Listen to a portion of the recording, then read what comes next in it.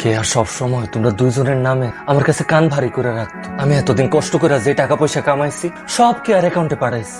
High high ভাইজান, তুমি এসব কি কইতাছো? সব টাকা ভাবির অ্যাকাউন্টে পাঠাই দিছো? কি করছোস? আচ্ছা ঠিক আছে, অত ভাঙ্গা পড়িস না, তুই এক কাজ কর, ভোরবেলা ঘুম থেকে উঠা তার শ্বশুর বাড়ি যা, যাইয়া করে জিজ্ঞেস কর টাকা কই।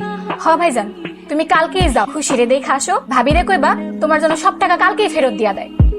খুশি সেই কইরে মা, দেখ আমি আসছি। খুশি বাবা তুমি আসছো? তো দিন তোর বুকে নেই না, আয় মা বাবার বুকে আয়। খুশি এক পাও আগাবি না। মা দেখো বাবা আসছে, আমি বাবার কাছে যাই। খবরদার, তোরে বলছি না। কি ব্যাপার কেয়া, তুমি খুশি রে আমার কাছে আসতে দিতেছো না কেন? আমার মায়ের আমার কাছে আসতে দাও।